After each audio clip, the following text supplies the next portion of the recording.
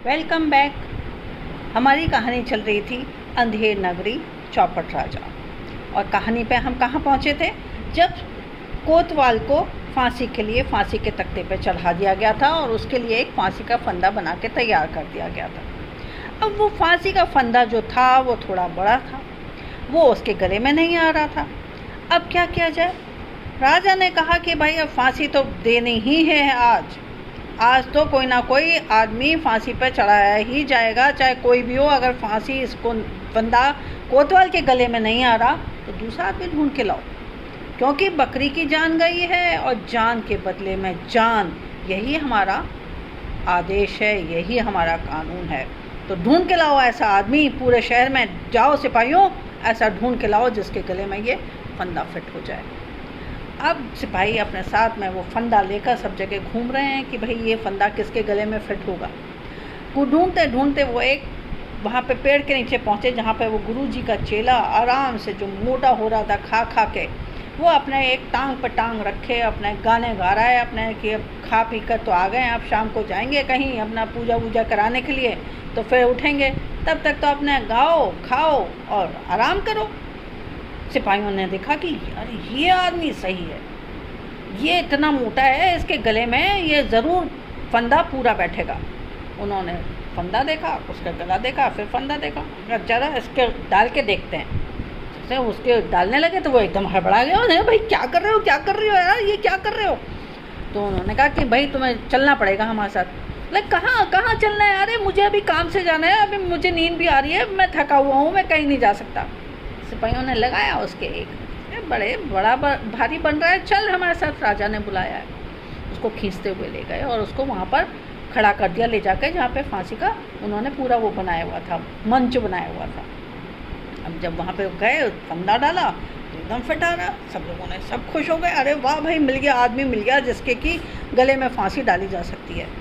कोतवाल भी खुश हो गया कि भाई मेरी जान तो बची है, अब कोई और चढ़े फांसी, हमें क्या करना है। अब ये सब चल ही रहा था कि वहाँ पे एक आदमी आ गया घूमता फिरता। उसने देखा कि ये सब क्या हो रहा है और उसने जाके लोगों से पूछा कि ये सब क्या चल रहा है। तो लोगों ने उसको बताया कि ऐसे ऐसे इसको फांसी दी जा रही है क्योंकि उसकी कल्लू कुमार की बकरी मर गई थी। कल्लू कुमार की बकरी मर गई थी तो भाई इस आदमी को क्यों फांसी दी जा रही है? क्योंकि वो तो पहचान गए थे ना, वो पता है कौन था?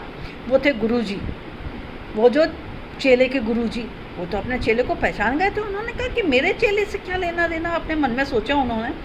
फिर उन्होंने कहा कि भाई मैं इसके कान में कुछ बात कहना चाहता हूँ, मुझे कुछ कहने की इजाज़त है।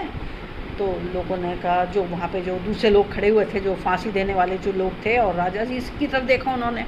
राजा ने कहा क्या क्या काम है तुमको इससे? ये अभी इसको फांसी पे चढ़ने दो, इसने गलत काम किया है। आखिरकार कल्लू कुमार की बकरी की जान की सवाल है, उसके जान के बदले में जान तो देनी ही पड़ेगी ना, तभी तो न्याय होगा। तो गुरुजी ने कहा कि अरे आप ठहरिए तो, रुकिए तो, मैं कुछ ऐसी बात जानता हूँ, उसको बता दूँ, उसके बाद फिर आप जो भी किसी को भी फांसी पे चढ़ाइएगा। उन्होंने जाकर अपने चेले के कान में कुछ कहा धीरे से और फिर ज़ोर से बोले, पहले मुझे चढ़ने दो फांसी पर। चेला बोला कि नहीं, पहले मैं चढ़ूँगा फांसी पर। ऐसे कैसे? यहाँ पर मुझे पकड़ के लाया गया है, तो मैं ही तो फांसी पर चढ़ूँगा।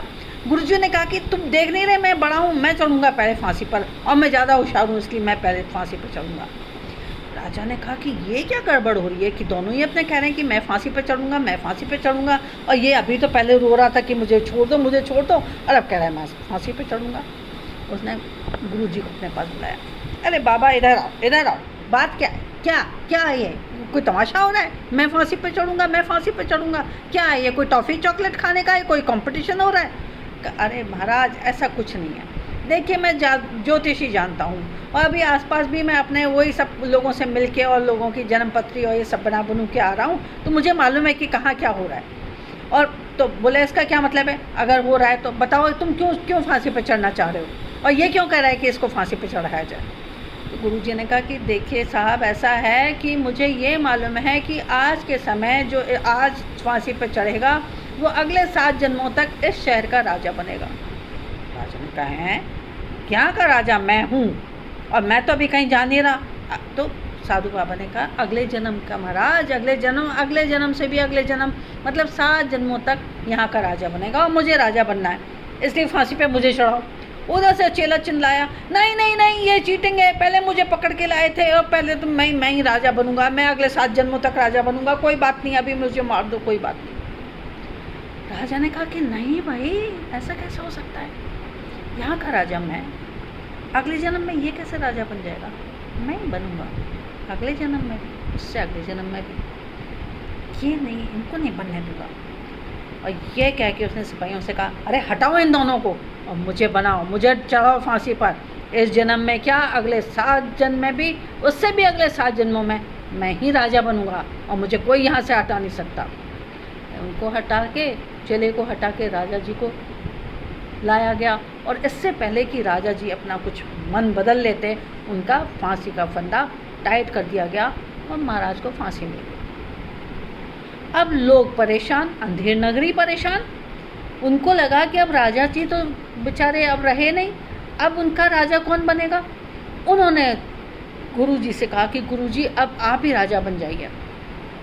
गुरुजी ने कहा ना भाई ना, मेरा काम नहीं है राजा बनना, मैं तो लोगों को पढ़ाता हूँ, पूजा करवाता हूँ, ये सब काम है मेरा, मैं तो चला अपने गाँव, मैं तो नहीं बनाऊँगा, चाहो तो इस चेले को बना लो।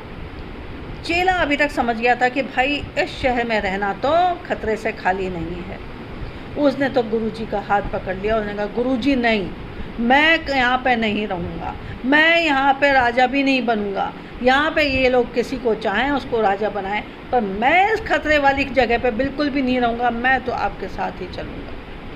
दोनों ने अपना अपना सामान उठाया, लोगों को किया नमस्कार और उनसे कहा कि अब आप चाहे जिसको अपना राजा बनाओ, हम तो चले अपने देश। ये कह के दोनों अपने वहाँ से निकल लिए। पीछे क्या हुआ हमें नहीं मालूम, उनका कौन राजा बना, क्या वो चौपट राजा ही था या उस देश में कुछ और सुधार हुआ, ये तो हमें अभी मालूम नहीं है। हम ढूंढ के बताएंगे आपको कि ऐसा कुछ फ़ायदा हुआ या नहीं वहाँ पे लोगों को। तो अगली कहानी तक आप हमें बताइए कि आपको उस कहानी के बारे में कुछ और पता है क्या, आगे क्या हुआ, या ऐसी और कोई कहानी अगर आप सुनना चाहते हैं तब भी ज़रूर बताइएगा। ठीक है, हम जल्द मिलेंगे अगली कहानी के साथ, तब तक टेक केयर, बाय।